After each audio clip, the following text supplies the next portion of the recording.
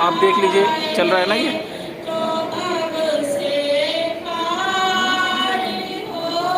मैंने तो लाइव कर दिया। हाँ, आ गया।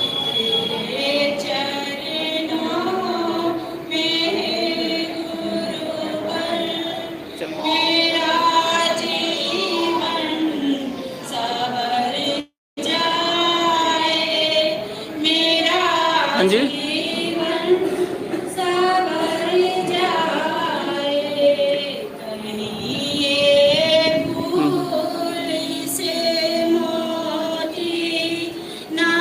अच्छा, अब ऐसे ही चलाता रहूँ ना इसे फ़ोन को।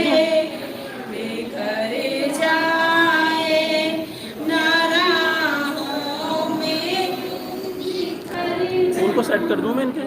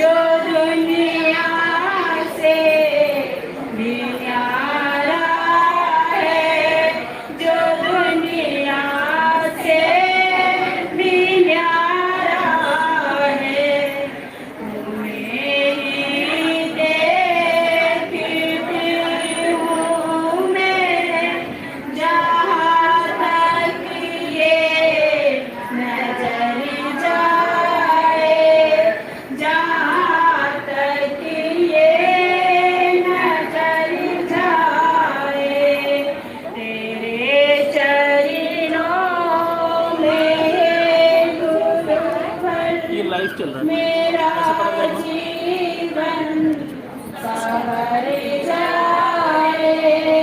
मेरा जीवन सवर जाए, लाइव चल रही है। मोती नाराहों में बिखर जाए, नाराहों में बिखर जाए। बोलो स्वामी जी महाराज की जय, बोलो भैया जी महाराज की जय।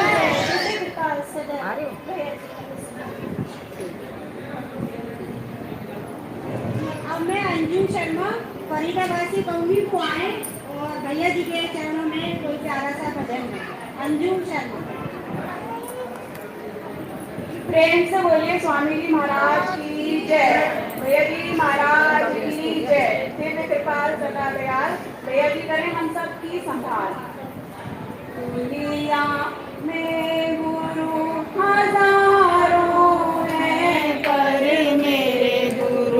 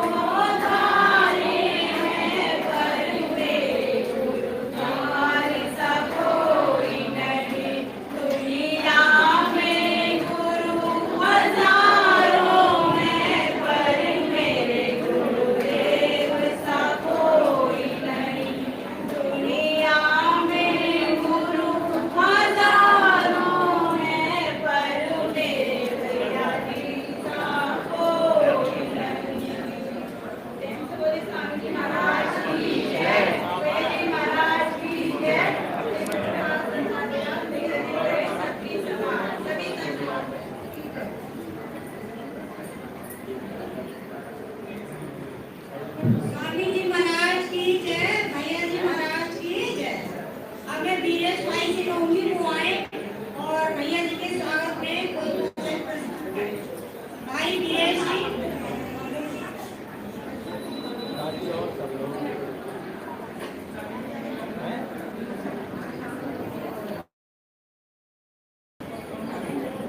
बोलो स्वामी जी महाराज की, पूज्य भैया जी महाराज की। नमस्कार गुरुदेव तुम्हें संगति का बारंबार हो, श्रद्धा रूपी भेंट हमारी चरणों में करो स्वीकार हो। नमस्कार भैया जी तुम्हें संगति की बारंबार हो, श्रद्धा रूपी भेंट हमारी चरणों में करो स्वीकार हो। सबके सच्चे पिता तुम्ही हो, तुम्ही अभय पददाता हो, वो तुम्ही अभय पददाता हो। भाई बंधु और रक्षक सदा तुम सबके भाग्य विधाता हो, भाई सबके भाग्य विधाता हो। चीटी से लेकर हाथी तक तुम सबकी सुनने हार हो, तुम सबकी सुनते हो। सदा रूपी भेंट हमारी भैया जी करो स्वीकार हो, भैया जी करो स्वीकार। नमस्कार भैया जी तुम्हें संगति की बारंबार हो, संगति की बारंबार हो। ऋषि मुनि योगी जन सब तुमसे ही ते हैं, सब तुमसे ही बर पाते हैं। क्या राजा क्या रंग तुम्हारे दर पर शीश झुकाते हैं, भैया जी दर पर शीश झुकाते हैं। परम कृपालु परम दयालु करुणा के अवतार हो, करुणा के अवतार हो। श्रद्धा रूपी भेंट हमारी चरणों में करो स्वीकार, भैया जी चरणों में करो स्वीकार। नमस्कार भैया जी तुम्हें संगति की बारंबार हो, संगति की बारंबार हो। तुम कंकर में रमे हुए हो, तुझ में जग समाया है, सब तुझ में जगत समाया है। तिनका हो चाहे पर्वत हो, सभी तुम्हारी माया है, भैया जी सभी तुम्हारी माया है। तुम दुनिया के हर प्राणी के जीवन के आए हो, भैया जी जीवन के आए। नहीं अमित चल रही है, लाइव चल रहा है यहाँ पे, कई सारे लोग देख रहे हैं। तुम्हें संगति बारंबार हो, संगति की बारंबार हो। श्रद्धा रूपी भेंट हमारी चरणों में करो स्वीकार, भैया जी चरणों में करो स्वीकार। जीवन के तूफानों में प्रभु तुम ही एक सहारा हो, भैया जी तुम ही एक सहारा हो। ये लाइव चल रहा है, बिल्कुल लाइव चल रहा है, ये सब लोग देख रहे हैं। किनारा हो, भैया जी तुम ही नाथ किनारा हो। तुम के वक्त हो इस नैया के और तुम ही पतिवार हो, भैया जी तुम ही पतिवार हो। सदा रूपी भेंट हमारे चरणों में करो स्वीकार, भैया जी चरणों में करो स्वीकार। नमस्कार भैया जी तुम्हें संगत की बारंबार। अरे हो भैया जी संगत की बारंबार हो। श्रद्धा रूपी भेंट हमारी भैया जी चरणों में करो स्वीकार। भैया जी चरणों में करो स्वीकार। बोलो भैया जी महाराज की जय। पूज्य स्वामी जी महाराज की, सभी संत महापुरुषों की जय। और बहुत सुंदर।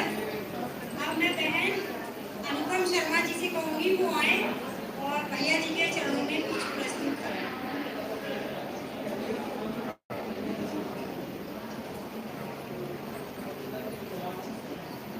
और इसके बाद कंचन बहन तैयार रहे। कंचन कौशिक चांदपुर।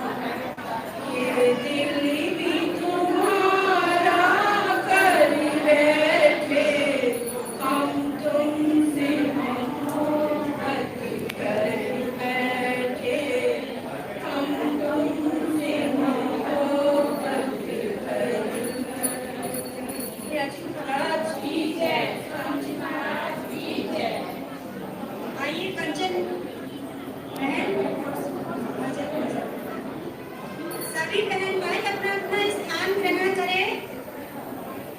प्लीज बातें न करें आपस में। सभी भाई अपना अपना स्थान ग्रहण करें।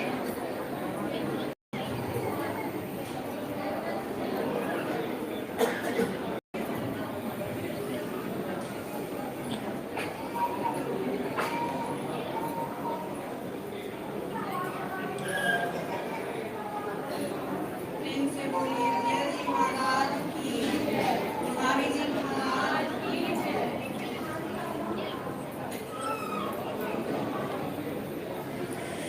मैं बालक नादान तेरी महिमा ना जानूं। मैं बालक नादान तेरी महिमा ना जानूं। तूने गले लगाया सतगुर तेरी मेहरबानी। मैं बालक नादान तेरी महिमा ना जानूं। मैं बालक नादान तेरी महिमा ना जानूं। तूने बदल मेरी तकदीर को। तूने बदल मेरी तकदीर को। रंगों से भरेगा खाली तस्वीर को। रंगों से भर डाला खाली तस्वीर को। तूने बदल डाली मेरी जिंदगानी। तूने बदल डाली मेरी जिंदगानी। मैं बालक नादान तेरी महिमा ना जानूं। तूने गले लगाया सतगुर तेरी मेहरबानी। मैं बालक नादान तेरी महिमा ना जानूं। तूने दयालु जग का रचैया। तूने दयालु जग का रचैया। जिसकी भी नैया बना डूबे नैया। जिसकी भी नैया डूबे बना डूबे नैया। कथा तेरी गाते कथा तेरी गाते ऋषि मुनि ज्ञानी। मैं बालक नादान तेरी महिमा ना जानूं। मैं बालक नादान तेरी महिमा ना जानी। तूने गले लगाया सतगुर तेरी मेहरबानी। मैं बालक नादान तेरी महिमा ना जानी। जब से तू मेरे जीवन में आया। जब से तू मेरे जीवन में आया। मैंने साथी सतगुर तुमको बनाया। मैंने तो साथी सतैया तुमको बनाया। तेरी मेरी प्रीत सतगुर सत से पुरानी। तेरी मेरी प्रीत सतगुर सब से पुरानी। मैं बालक नादान तेरी महिमा ना जानूं। मैं बालक नादान तेरी महिमा ना जानी। तूने गले लगाया सतगुर तेरी मेहरबानी। तूने गले लगाया सतगुर तेरी मेहरबानी। मैं बालक नादान तेरी महिमा ना जानी। मैं बालक नादान तेरी महिमा ना जानी।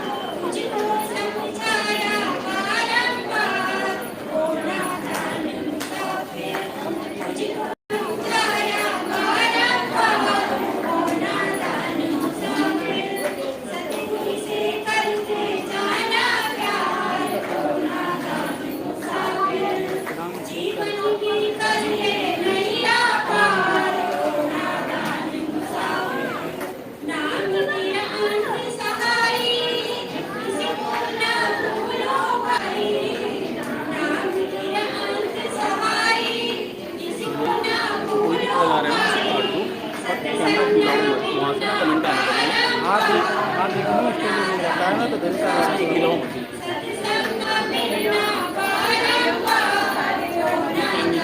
खराब है। आप खिलाऊंगी बस भैया जी को तो ऐसा नहीं खाते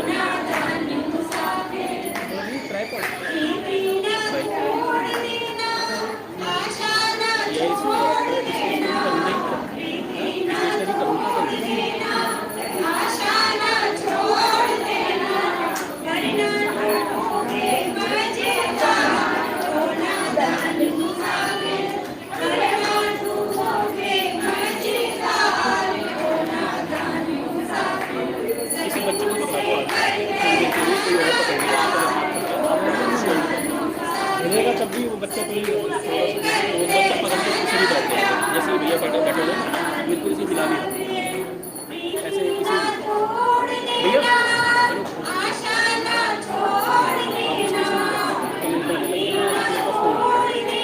ये फोन सामने बैठ गया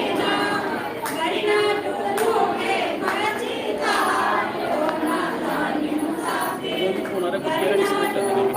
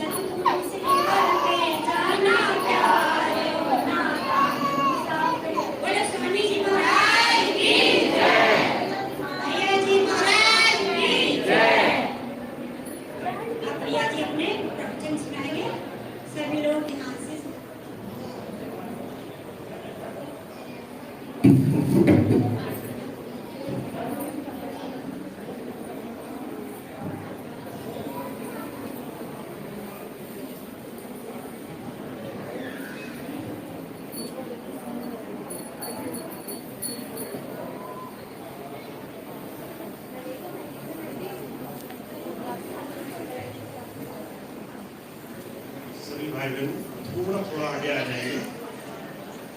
हमारी बहनें काफी आ रही हैं तो भाई लोग थोड़ा सा इधर आ जाएंगे तो जगह बन जाएगी।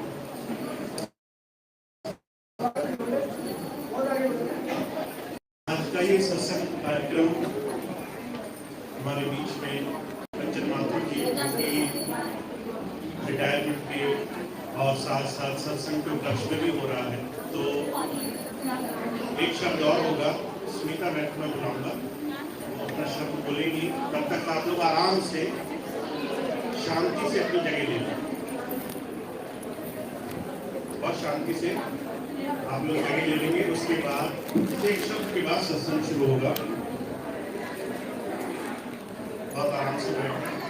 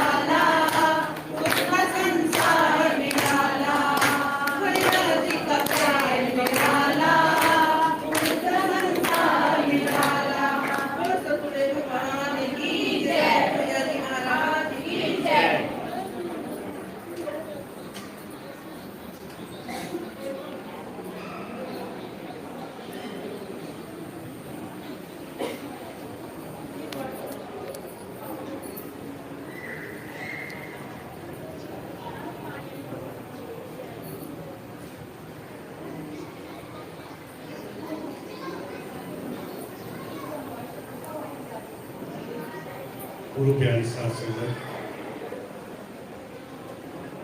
बहुत ही आनंद का, बहुत ही सुखद ये मौका है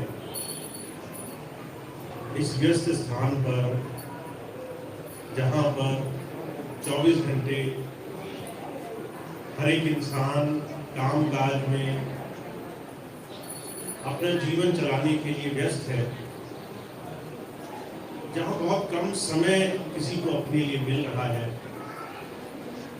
वहाँ पर हम सब उस प्रभु की चर्चा में परमात्मा के, ईष्ट के भेद को जानने के लिए अपना समय निकाल करके बैठे हैं। समय की बहुत बड़ी उपयोगिता है। जिस इंसान ने अपने इस संसार में जीवित रहते अपने समय को समझा है और इस समय को समझ बूझ करके इस्तेमाल किया है, उसके जीवन में जो भी जीना, जो भी जीवन उसे मिला है वो सार्थक होता है। जब मैं बात कहता हूं तो बहुत से लोग मुझसे एक सवाल पूछते हैं कि क्या हम अपना जीवन बहुत ही समझ के, बहुत ही अच्छे तरीके से नहीं जी पा रहे हैं क्या? हर एक इंसान कोशिश करता है कि मैं अच्छे से अच्छा जीवन जीऊं, अपने जीवन रहते सारे काम करूं जिसको करने से मुझे सुख की उपलब्धि होगी, मुझे जीवन में आनंद प्राप्त होगा, ज्ञान प्राप्त होगा। पर सही मायनों में जीवन में ये सारे काम तभी संभव है जब हम इस जीवन के पूरे प्रारूप को समझ लें। कबीर साहब ने एक छोटी सी बात कही है जिसे आप हमारे और आपके जीवन से जोड़ सकते हैं। कबीर साहब कहते हैं, जिन खोजा दिन पाइया गहरे पानी बैठ, मैं मूरख डूबन डरा रहे किनारे।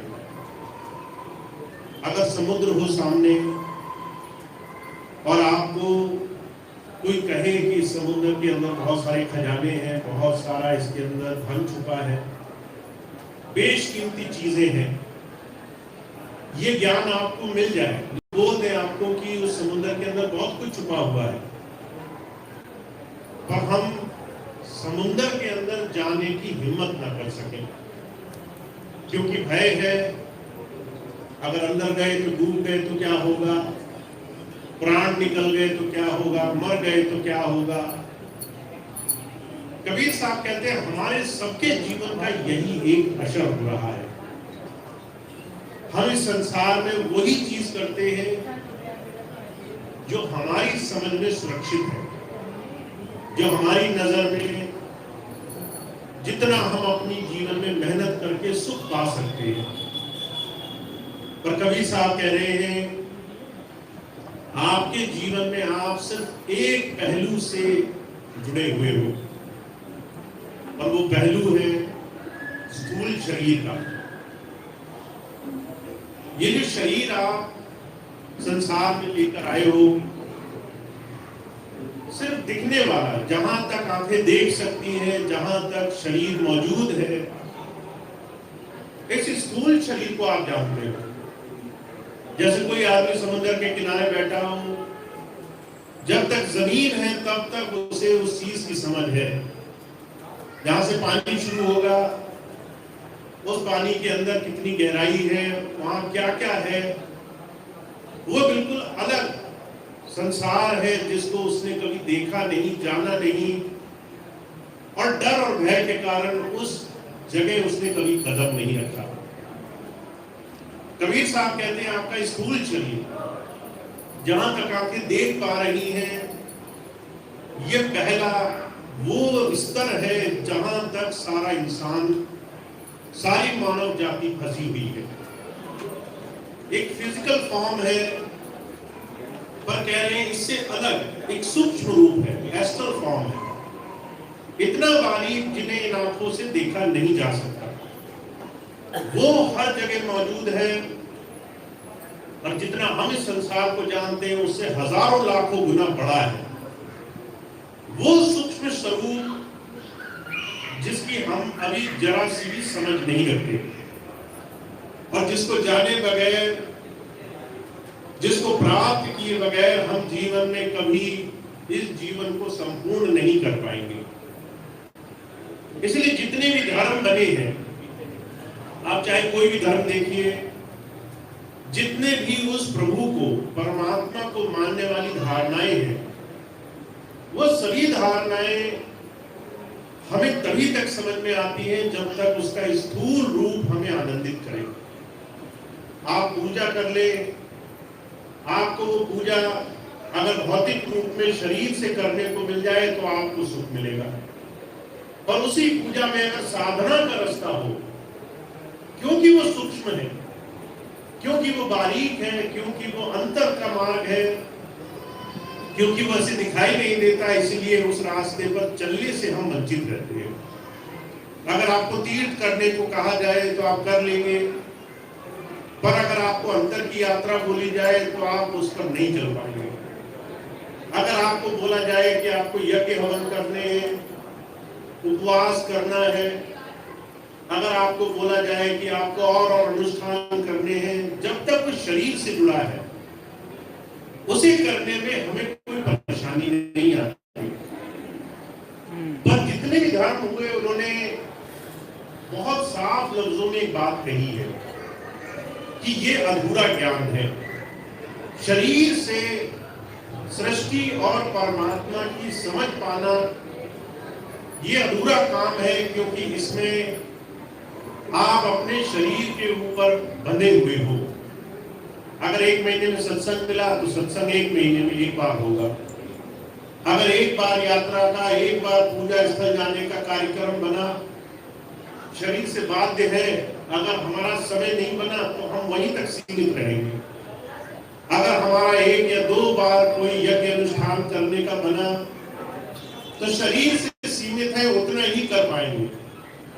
पर जो कहा करते थी जितनी भी सीमाएं हैं, इसमें बंद करके इंसान युगों युगों से संसार में सिर्फ बाहरी क्रियाकलाप, बाहरी कर्मकांड, बाहरी भौतिक जगत में फंसा हुआ है।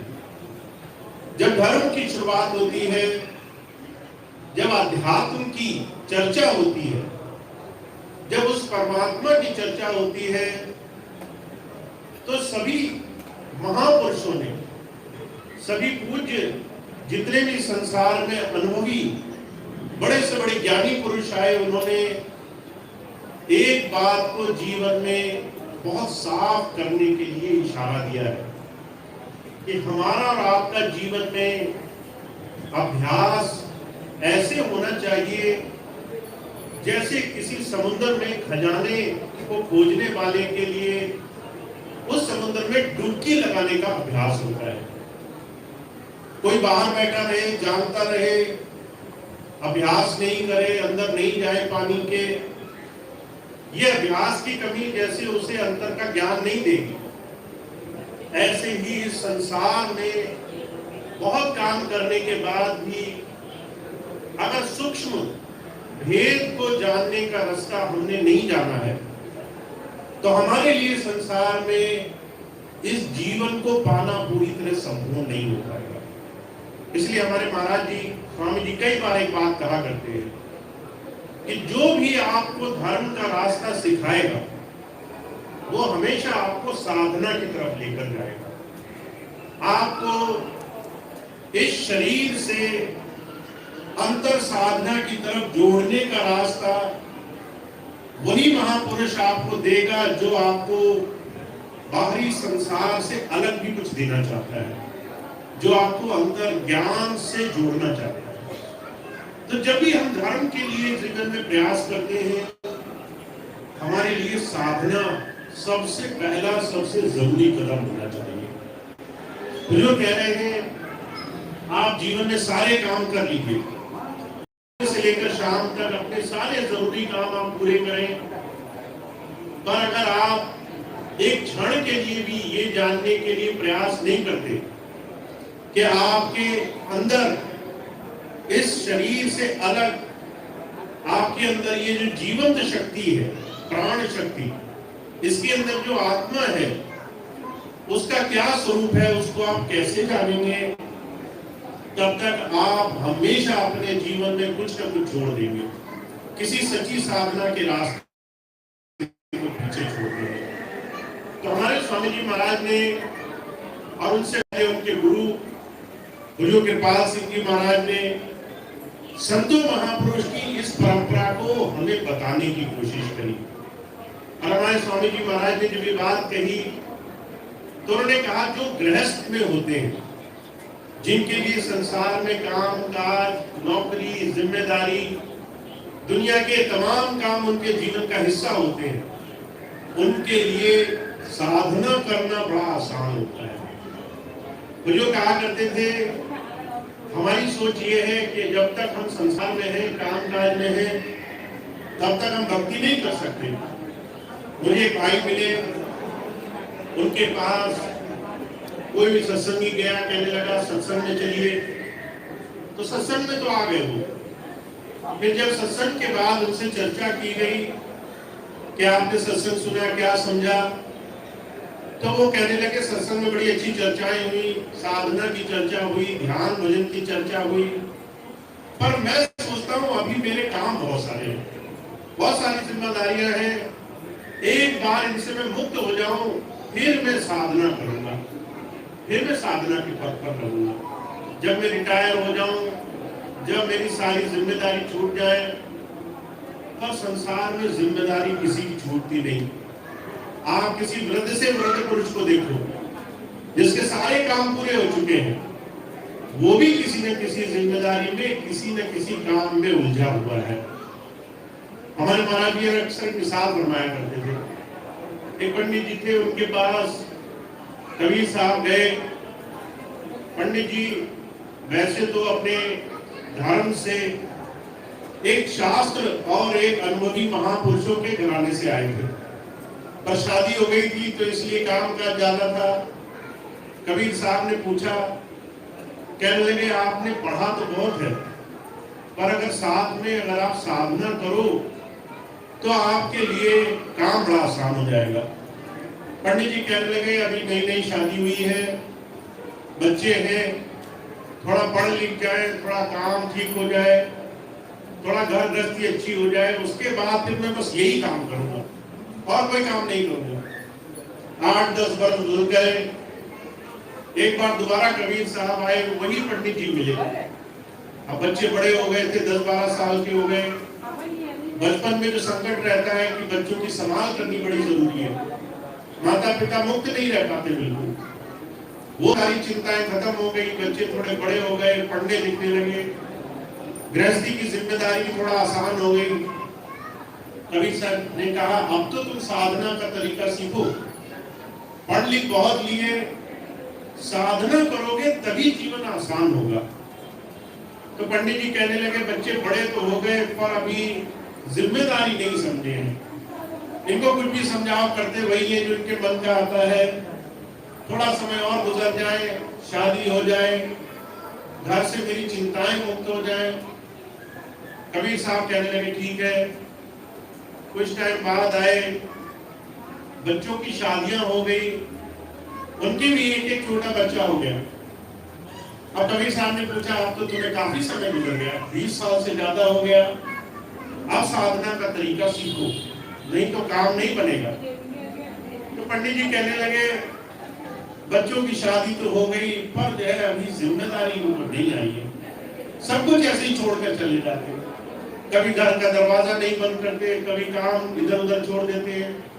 अगर मैं ना रहूं तो घर का जरा सा काम ठीक से ना हो, थोड़ा समय और रुक जाओ, थोड़ी समझदारी आ जाए। अब पंडित जी की बात सुनी, कबीर साहब कुछ दिन के लिए और चले गए।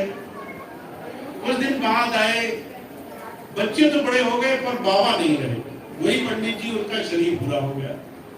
कबीर साहब ने ध्यान लगाया, देखा तो जो है उनका पुनर्जन्म हुआ था, और वो उसी घर में, अपने ही घर में एक पशु बनकर के वहीं पर खूंटे से बंधे हुए थे। अब कबीर साहब ने देखा, धीरे से गए, कान में कहने लगे कि अब तो बड़ी बुरी स्थिति हो गई तुम्हारी, पहले मनुष्य का शरीर था, अब जानवर हो। अब तो साधना भी तुम पर नहीं हो पाएगी, पर अगर तुम्हारी इच्छा हो तो जो है मैं तुम्हें ऐसी युक्ति बता सकता हूँ, तुम्हें फिर से मौका मिल सकता है। तो जो है ये बात उन्हें सुनाई दी। कहने लगे ये बच्चे समझदार नहीं है, अब मुझे जिम्मेदारी मिली है, पशु बन गया हूँ, कम से कम इनका पालन पोषण करने में थोड़ी मदद कर दूंगा। ऐसे ही उसका सारा जीवन निकल गया। उम्र गुजरती गई, शरीर बदलते गए। शास्त्र में जिक्र आता है कि एक इंसान अपने कर्म और भोग के कारण कैसे कैसे शरीरों में वास करता है, उसकी आप कल्पना भी नहीं कर सकते। हर एक इंसान मनुष्य ही बने और मनुष्य के ही जीवन में भोग भोगे, इसकी कोई गारंटी नहीं है संसार में। आप सोचें ये शरीर छूटेगा, हम फिर से राजा महाराजा बनेंगे, हमारा शरीर छूटेगा सेठ बनेंगे, हमारा शरीर छूटेगा बहुत अच्छे जन्म बड़ी अमीर घराने में पैदा होंगे, इसकी कोई गारंटी नहीं लेता। बुजुर्ग कहा करते थे अंत समय जैसी भावना, जैसे ख्याल, जैसी धारणा मन में बसी हो, वैसे वैसे शरीरों में जाकर जन्म लेना पड़ता है। अगर मरते वक्त ख्याल पैसे में रह गया तो सांप की योनि में जाना पड़ता है, अगर भोगों में रह गया तो कुत्ते की योनि में जाना पड़ता है, अगर और दुनिया के विचरण में रह गया तो दूसरे तमाम शरीरों में जन्म लेकर के भोग भोगने पड़ते हैं, कर्म काटने पड़ते हैं। और जो कहा करते थे आप थोड़ा इस प्रांगण से बाहर निकलो, बाहर किसी पशु को देखो, बिल्ली को देखो, कुत्ते को देखो, नाली में रहने वाले जानवरों को देखो, तो आपको समझ में उनका जीवन कोई अच्छा जीवन नहीं है। उनसे 1000 दर्जे अच्छा जीवन मनुष्य का जीवन होता है। और इस मनुष्य जीवन की विशेषता सिर्फ ये है कि वो जो कह रहे हैं, कबीर साहब कहते हैं, अगर आपने नाम साधना से अपने जीवन को अंतर जोड़ करके सूक्ष्म देश में जाना, अपने अंदर भेद को जानना है, तो जब जब धर्म में चर्चाएं हुई है तो अभ्यास की चर्चाएं हुई। और गृहस्थ में जब आप संसार में भी बहुत सारे काम कर रहे हो, तो जो कहा करते थे उस वक्त शांति का जो रास्ता है वो सिर्फ साधना का रास्ता है। पर आज स्थिति ऐसी है, जब तक किसी को अंदर साधना का रास्ता नहीं मिलता तब तक लोग अलग अलग भोगों में लपट हो जाते हैं। अगर आप अपने चारों तरफ नजर मार कर देखो तो अपने संसार के कामों का बोझ उतारने के लिए लोगों ने व्यसन अपना रखे हैं। किसी इंसान को पूछो काम कैसा गया तो कहेगा बड़ी मुसीबत है, बहुत दबाव पड़ा हुआ है, बहुत तनाव है, काम अच्छे नहीं हो रहा, ऑफिस जाओ तो बॉस मारने को दौड़ता है। ऐसी स्थिति है कि वो दबाव में डाल डाल करके पूरा समय उसी में बर्बाद कर देता है। और उसको उतारने के लिए फिर हम नशों का सहारा लेते हैं, हम दूसरे तमाम भौतिक ऐसी चीजों का सहारा लेते हैं जिससे हमें कुछ आराम मिलता है।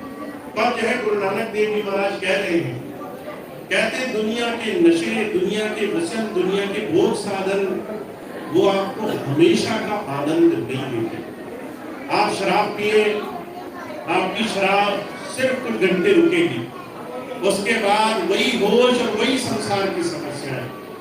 अगर आपको दुनिया के दूसरे नशे मिल जाए, उसकी भी एक सीमा है, उसके बाद वो लौटा करके उन्हीं तमाम संकटों में ले आते हैं। इसलिए गुरु नानक देव जी महाराज कह रहे हैं और नशे सब झूठ है, उतर जात प्रभाव नाम तुम्हारी नाम का जड़ी रहेगा।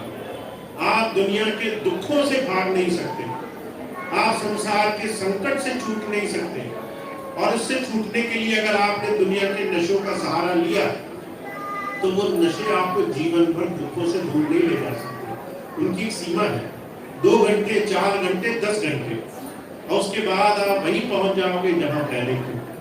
तो कबीर साहब की जो बात थी उसी पर गुरु नानक देव जी महाराज कह रहे हैं, कहते ऐसा तरीका अपनाओ गृहस्थ में कि आपको संसार में काम रहते रहते भी आप उनसे बच सको, उनसे ऊपर उठ सको। कैसे? एक और सुंदर बात कहते हैं, कहते जैसे जल में कमल निरालम मुर्गा ए निशाने, सूरज शबद भव सागर तली नानक नाम बखाने। आप कभी कमल को देखिए, कीचड़ में जहां पर पूरी तरह से गंदगी होती है, वहां पर कमल का फूल खिलता है। और कमल के फूल की विशेषता ये होती है कि आप उस पर कितना ही पानी डालिए, कितनी ही कीचड़ डालिए, वो कमल का फूल उसका असर अपने ऊपर नहीं लेता। वो गंदगी में रहता भी है और साफ भी रहता है। फिर दूसरा उदाहरण दे रहे हैं, कहते हैं जल मुर्गा भी एक पक्षी होता है। वो जो है जल में रहता है तो भीगा रहता है, और जब जल से उड़ना चाहता है, पानी से निकलकर उड़ना चाहता है, तो उसके पर भीगते नहीं, उसके पर पानी का असर नहीं पड़ता।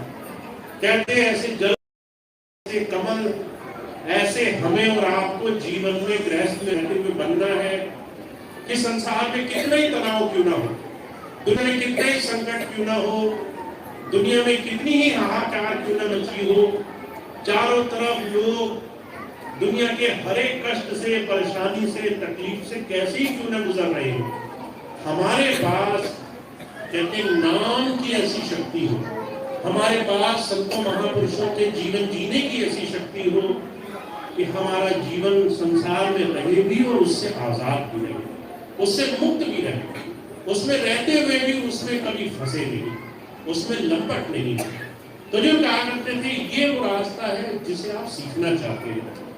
जब आप धर्म की शरण में जाते हैं, चाहे आज तक अपने जीवन में किसी भी धर्म के पास, किसी भी धर्म स्थान में जाकर के कदम रखा हो, आप रामायण मानते हो, गीता, भागवत, पुराण, आप किसी भी मंदिर में जाते हो, आप कोई भी पूजा करते हो, आप कोई भी सत्संग सुनते हो, सबका सार यही है कि आपको जीते जी संसार से कैसे मुक्त होना है, कैसे उससे आजाद होना है, कैसे उससे बचकर रहना है। तो जो कहा करते थे इस बात का भेद आपको तब मिलता है जब आपको कुछ अंतर सूक्ष्म देश का अनुभव होने लग जाता है, कुछ अंतर का रास्ता मिलने लग जाता है। तो जितने भी संसार में धर्म को मानने वाले हैं, हमारे और आपके जैसे लोग, जिनके जीवन में बहुत कुछ संसार के कामों के बीच में बस थोड़ा सा समय मिलता है, जहां उन्हें आस्था, विश्वास, अपना पूरा भरोसा उस ईश, उस प्रभु में लगा करके जीवन को उसके साथ जोड़ना है, वहां पर सिर्फ कहने सुनने से काम नहीं बनता, वहां सिर्फ आंखें मूंद कर 2 मिनट प्रार्थना करने से काम नहीं बनता, वहां सिर्फ माला फेरने से काम नहीं बनता। तो जो कहा करते थे वहां आपको अभ्यास, साधना का वो बनाना पड़ेगा जिससे आपकी आत्मा शरीर से सिमटने लगे, आपकी आत्मा ध्यान साधना के रास्ते पर चलने लगे। अब बहुत से लोग सोचते होंगे बहुत मुश्किल रास्ता है, पर ये बहुत आसान तरीका है। कैसे? हर रात जब आप सोते हैं तो सोते वक्त एक क्षण ऐसा आता है जब आपको किसी चीज का एहसास नहीं रहता, आपको नहीं पता आप कहाँ लेटे हैं, आपको नहीं पता वहां गर्मी है, सर्दी है, आपको नहीं पता आपके चारों तरफ क्या हो रहा है, वहां पर कोई अंदर आया, कोई नहीं आया, आपके चारों तरफ के सारे माहौल से कुछ क्षण के लिए आपका ध्यान, चेतना हट जाती है। बुजुर्ग कहा करते थे सोने की क्रिया चेतना को इस शरीर से हटाने की क्रिया है।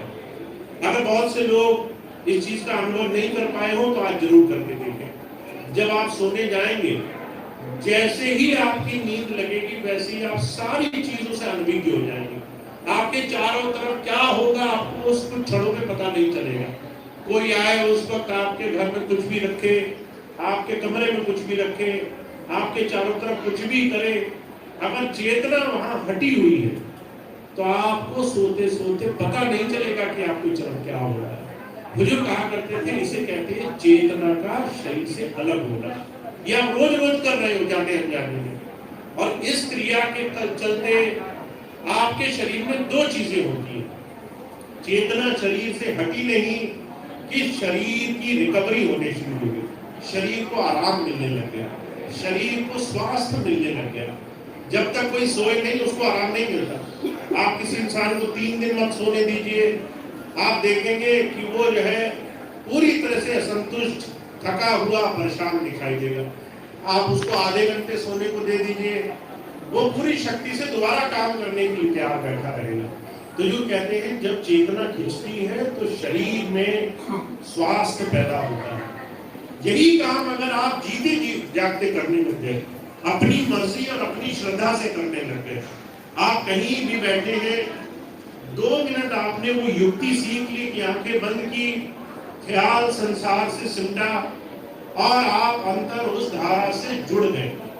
तो यूं कहा करते हैं, उससे आनंद पैदा होता है, उससे सुख पैदा होता है, उससे वैराग्य पैदा होता है, उससे जीवन में वो धारणा पैदा होती है कि आपको ये समझ में आ जाता है कि संसार में सच्चा सुख क्या होता है, असली सुख की परिभाषा क्या होती है।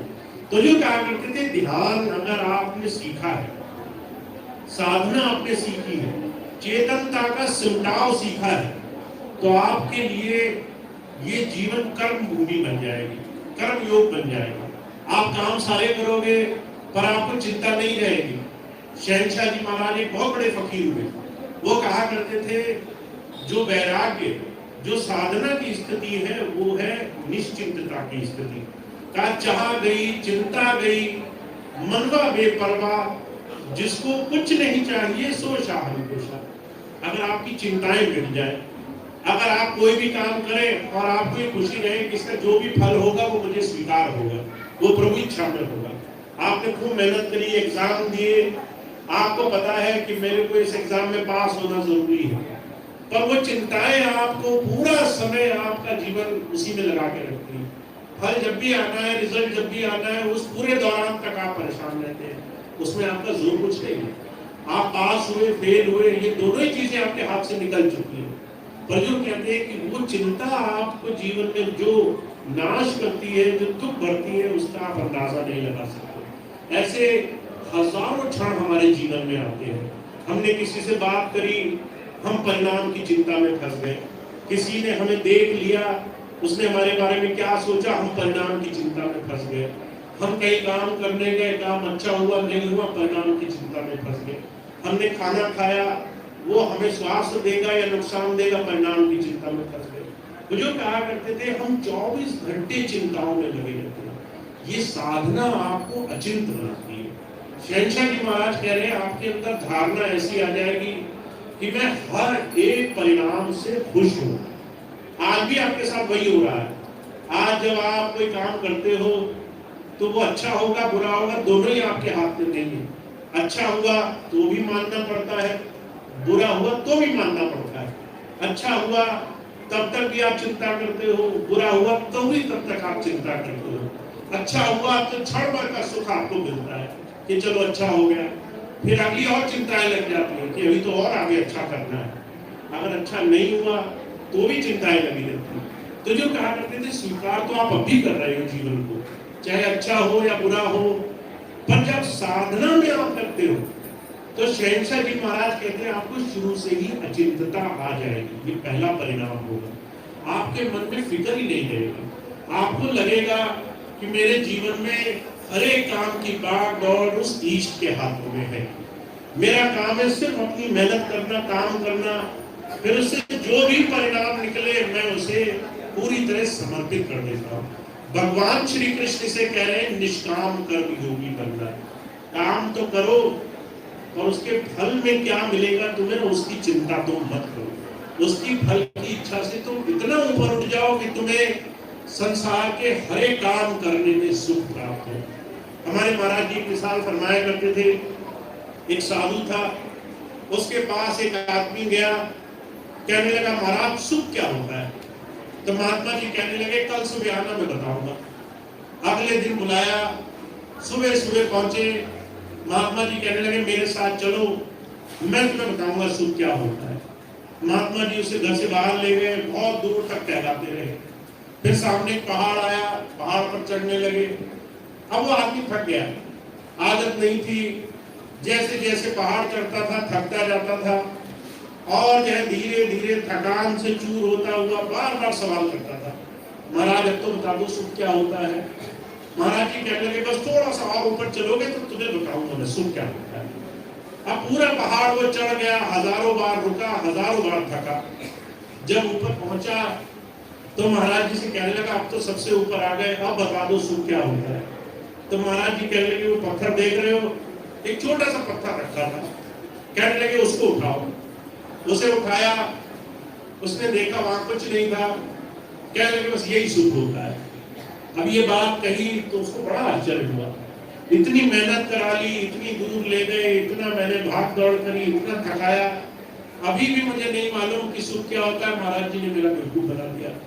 महाराज जी कहने लगे, मैं तुम्हें इतना सुंदर सफर करा कर लाया, चारों तरफ इतनी सुंदरता थी, पूरा रास्ता वादियों से भरा था, तुमने कुछ देखा?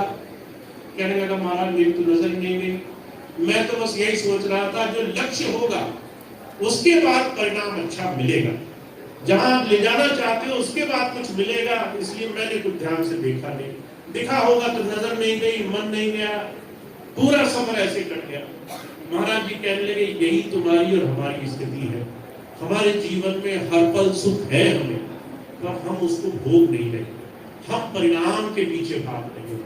तो जो कहा करते थे, जब आपको नाम मिलता है, जब साधना मिलती है, तो आप उस सुख से जुड़ जाते हो जो आपके पास अभी है। आपके पास बहुत कुछ है, पर आपको वो मिलेगा तब जब आप उसको प्रशंसनीय दृष्टि से देखोगे, जब उसका सुख जीवन में भोगोगे, जब अभी आज इस क्षण में आपको क्या मिल रहा है उस चीज की प्रशंसा करोगे जीवन में। तो जब संत आते हैं, वो हमें जीवन सिखाने के लिए आते हैं, कहते हैं ये कर्म योग है, कर्म भूमि है, जितना करोगे उतने में ही बहुत कुछ है, पर जब तक तुम उसे देखोगे नहीं तुम्हें कुछ मिलेगा। तो इसीलिए जब संत आते हैं, वो हमें अभ्यास और साधना के पथ पर ले जाने के लिए आते हैं कि हर रोज उस अंतर धारा से जुड़ो, चाहे थोड़ी ही देर, तुम्हारे पास 10 मिनट है उतने काफी है, तुम्हारे पास 15 मिनट है उतने काफी है, तुम्हारे पास अगर 1 घंटा है तो बहुत अच्छा है। पर कभी ये मत सोचो कि अगर मेरे पास सिर्फ 5 मिनट है तो मैं आज नहीं करूंगा, जब 1 घंटा बचेगा बुढ़ापे के बाद, रिटायरमेंट के बाद, तो ही मेरे पास ज्यादा समय होगा। बुजुर्ग कहा करते थे, जैसे बूंद बूंद करके घड़ा भरते देर नहीं लगती, ऐसे थोड़ा थोड़ा अपने जीवन में अपने समय का संचय करने से, अपना समय अपने आप को देने से आपके अंदर भी नाम साधना कमाने में समय नहीं लगता, वो भी बड़ी जल्दी हो जाता है।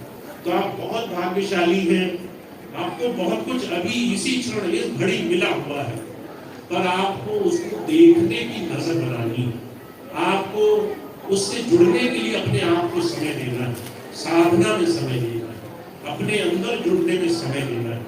और जिस दिन आपने वो कर लिया, उस दिन आपका ये जीवन, ये क्षण ही सबसे आनंद और सुख से भरने लग जाएगा। और अगर आपने वो नहीं किया तो फिर मंजिल दूर है, फिर तो आपको जीवन में चलते ही रहना है। अगर आप आखिरी क्षण तक लगे रहे और तब भी आपको सुख नहीं मिला, तो इसमें भी कोई हर्ज की बात नहीं होगी। तो जो कहा करते थे, संत आते हैं जीवन सिखाने के लिए, जीवन में कैसे आप अपने आप को उस धारा से जोड़ोगे और कैसे आपके चारों तरफ जो आपको मिल रहा है उसका जीवन में सुख आप प्राप्त करोगे, ये रास्ता आपको देने के लिए। तो आपको बहुत कुछ प्राप्त है, बस आपको पाना है कि आप उससे जुड़ो कैसे, और उसके लिए आपका अंतर मार्ग खुलना जरूरी है। तो मैं सिर्फ आपको यही बात कहता हूँ कि आपने पहला कदम, बहुत सुंदर कदम रखना शुरू कर दिया, वो है सत्संग का। हर महीने आपको अगर एक ऐसा मौका मिलता है जहाँ सत्संग मिल जाए, ऐसे व्यस्त जीवन में, ऐसे काम काज से भरे जीवन में, तो आप उसमें समय देते हो। ये बहुत बड़ा आपके जीवन में कदम है जो आपने उठाना शुरू कर दिया। अब दूसरा कदम जो उससे भी ज्यादा आवश्यक है, वो ये कि हम अपने हर रोज के समय में से 5-5 मिनट कैसे बचाएं और कैसे अपने आप को साधना में दें। इसके लिए आप शुरुआत करें, और जो भी हो उसी से शुरुआत करें। अगर आपके पास 5 मिनट है, और 5 मिनट ज्यादा नहीं होते, अभी मैं आपसे कहूँ कि जो है बाहर कोई ऐसी घटनाक्रम हो गई है, कोई लड़ाई हो गई है, आप 5 मिनट तो ऐसे खर्च कर देंगे वहां जा करके। आपसे बोलूं कि आपके घर में कुछ हो गया है, 10 बहनें 10 भाई आपको राय मशवरा देंगे, 10-15 मिनट तो उसी में निकल जाएंगे आपके। तो 5 मिनट ज्यादा नहीं होते हैं, पर अगर आप सही जगह लगाओ तो वो 5 मिनट भी काफी होते हैं। तो आपको हर रोज 5-5 मिनट कम से कम जरूर निकालना है अपने अंदर उस धारा से प्रार्थना करके जुड़ने के लिए। और आप इसे सुबह निकालिए, शाम निकालिए, रात निकालिए, जो भी आपको उपयुक्त मिले समय, उसमें आप ये समय जरूर निकालिए। क्योंकि ये आपके जीवन में बहुत बड़ा चमत्कार करने वाला है। तो इतनी बात मैं स्वामी जी महाराज की कहता हूँ कि आपको बहुत कुछ मिला है, अब आपको रोज समय निकालना है उस धारा से जुड़ने के लिए, और जुड़ने के लिए अगर आप समय निकाल दोगे, अगर आप अपना ज्यादा से ज्यादा समय दे दोगे, तो आपको वो मिलने लग जाएगा जिसकी आप सिर्फ कल्पना कर सकते हो, जो सिर्फ आप सोच सकते हो। तो ये सारी चीजों का सार भेद आपके पास है, बस उसकी तरफ समय होगी तो आपका काम बनेगा। इतनी बात थी जो आज आपको मैंने थोड़ा सा अपने स्वामी जी के प्रसाद वचन के रूप में दी। अब आप इसको कैसे अपने जीवन में उतारते हैं ये आपकी इच्छा पर है। आप बाहर निकलते भूल जाए वो भी एक ऑप्शन है, आप 2 दिन 4 दिन 10 दिन याद रखें वो भी एक तरीका है, और आप इसको 5-5 मिनट अभ्यास में ले जाए वो भी एक तरीका है। आपके पास अब ये तरीका है, आप इसको कैसे आगे बढ़ाएंगे वो आप अपने जीवन में अभ्यास में ले आए तो काम नहीं होगा। तो इतनी बात कहकर मैं अपनी बात समाप्त करता हूँ। आप सभी भाई बहनों का बहुत बहुत धन्यवाद है। आज भाई सत्यपाल जी और बहन कंचन माथुर जी, उनके प्रेम भाव से ये बहुत सुंदर आज के कार्यक्रम का आयोजन हुआ। आपको और हमको ये मौका मिला, एक साथ मिल बैठ सके, चर्चा कर सके, गुरु की याद कर सके, तो ये बहुत ही सुंदर अवसर है। वो बहुत धन्यवाद के पात्र है। तो आप सभी लोग, आप सबका बहुत बहुत आभार आज का समय देने के लिए। अब इसके बाद प्रसाद की व्यवस्था सभी भाई बहनों के लिए है।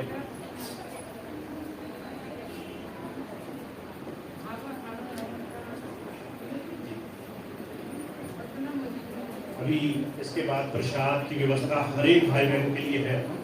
जितने भी भाई बहन आ जाएंगे वो सभी अभी सत्संग के बाद प्रसाद ग्रहण करेंगे। और उससे पहले अभी एक प्रार्थना होगी और उसके बाद आज का कार्यक्रम समाप्त होगा। एक छोटी सी खास सूचना है मैं आपको देना चाहता हूँ।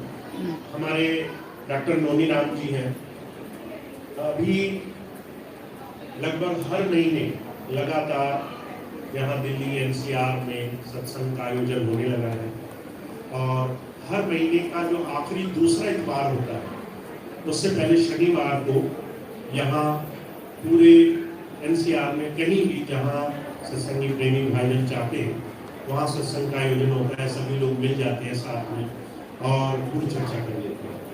तो ये सत्संग ऐसे ही चलता रहे, उसके लिए डॉक्टर नोनी राम जी को थोड़ा सा सेवा सौंपी गई है कि वो मेरी अनुपस्थिति में भी इस तारीख में जहाँ भी सत्संग सुलभ हो सके वहाँ पर सत्संग में आते हैं। तो अगर किसी महीने में नहीं आ पाऊँ तो भी सत्संग इस निश्चित तारीख को होता रहेगा। हर महीने के आखिरी दूसरे इतवार, जिसमें 4 इतवार हैं, उसमें तीसरे इतवार से पहले जो शनिवार होता है, जिसमें 5 इतवार होते हैं, उसमें चौथे इतवार से पहले जो शनिवार होता है, तो सेकंड लास्ट संडे से पहले वाला शनिवार वो दिल्ली एनसीआर के लिए निश्चित है। और अब आने वाले 3 महीने में आप सबसे थोड़ा दूर हूँ क्योंकि बहुत सारे कार्यक्रम हैं जिसकी वजह से मैं नहीं हूँ यहाँ पे।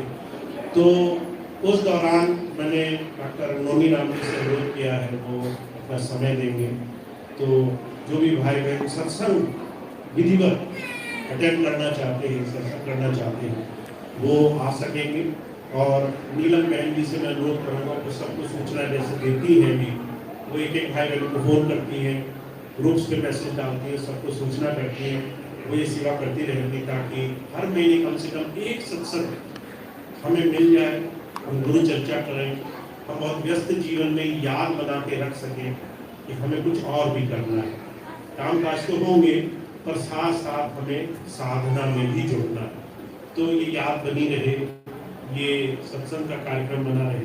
तो अगले महीने से जून से जो भी तारीख पड़ेगी उसमें सत्संग कहीं भी जहाँ भी निश्चित होगा वो ऐसे ही जैसे अभी सूचना दी जाएगी।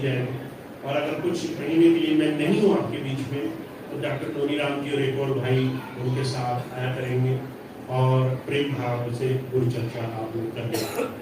तो ये छोटी सी व्यवस्था बनाई है, सभी भाई बहन उसका लाभ उठा सके तो बहुत अच्छा। तो ये छोटी सी बात थी। अब एक प्रार्थना होगी और उसके बाद आज का कार्यक्रम समाप्त। सभी भाई बहन बहुत बहुत धन्यवाद भैया जी के दर्शन करने के लिए और सत्संग की जो अमृत वर्षा भैया जी ने अपने मुखारबिंद से की उसका हम सबने रसपान किया। मेरी प्रार्थना है भैया जी ने बड़ी मन्नत करने के बाद स्वामी जी की दया मेहर से भैया जी ने कुछ चीज़ें स्वीकार कर ली हैं और मैं तो ये कहूँगा परसों का दिन था। भैया जी कहते हैं कैलेंडर ये चीज़ नहीं वो चीज़ नहीं, स्वामी जी कह रहे नहीं, अब नए नए कैलेंडर लोगों के लिए ज़रूरत है और उसमें केवल मेरा फोटो और भैया जी का ही फोटो चाहिए क्योंकि संगत को अब जरूरत है। भैया जी नहीं चाहते थे मेरा फोटो लगे, बहुत समय से हम भैया जी के श्री चरणों में विनती कर रहे थे क्योंकि मैंने 10 साल ऐसे गुजारे हैं। लोगों ने कुछ परिस्थितियां रही, भैया जी के कैलेंडर लोगों ने घर से हटवा दिए। हमने उन कैलेंडरों को हम 10 लोग टीम हमारी ऐसी थी, कैलेंडर बनवाते थे, लोगों तक पहुंचाते थे, लेकिन वो पूरा काम नहीं कर सके। अब भैया जी आए हैं, भैया जी ने स्वयं दया मेहर करके भैया जी ने नया कैलेंडर, भैया जी के लेमिनेशन फोटो, इसमें हजूर कृपाल सिंह जी महाराज, स्वामी जी महाराज, भैया जी महाराज तीनों फोटो हैं। पेन जिसमें भैया जी का फोटो लगा हुआ है, बड़ा सुंदर पेन है और ये पेन भैया जी ने बनवाया है। जैसे हम स्कूली बच्चे काम करते हैं उसमें लिखा है मानव सेवा पूर्वक्ति और भैया जी का नाम लिखा है। ऐसे स्टॉल पर बहुत सारी चीजें भैया जी ने, ये बिजनेस करने के लिए नहीं है, ये इसलिए है कि सबके पास हो।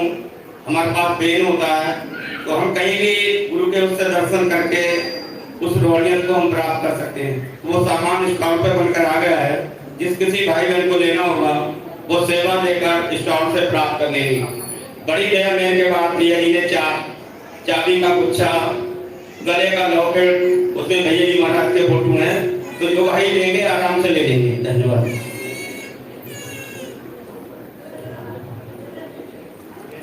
और सभी भाई बहनों से मेरी प्रार्थना है, लंगर की व्यवस्था है, सभी भाई बहन लंगर प्रसाद, ऊपर हार में लंगर की व्यवस्था है, सभी भाई बहन लंगर प्रसाद लेकर ही जाएंगे क्योंकि वो भी भैया जी महाराज का प्रसाद है। कोई भी बिना लंगर प्रसाद नहीं लिया जाएगा, सभी लोग लंगर प्रसाद लेकर ही जाएंगे। इसके बाद बहन जी हाँ बहन जी एक प्रार्थना रखेंगी, उसके बाद सभी लोग भैया जी से जो लोग नहीं मिले हैं वो आराम से भैया जी के दर्शन कर सकेंगे, अपनी बात कर सकेंगे और जो लोग लंगर छकना चाहेंगे वो लंगर छक सकेंगे। बोलो भैया जी महाराज की, बोलो भैया जी महाराज की, बोलो स्वामी जी महाराज की, हजूर कृपाल सिंह महाराज की, सभी संत महापुरुषों की। बोलिए स्वामी जी महाराज की जय, भैया जी महाराज की जय। तेरे चरणों में मेरे है पिता, मुझे ऐसा दृढ़ विश्वास हो कि मन में मेरे सदा आसरा, तेरी दया में हर की आस हो।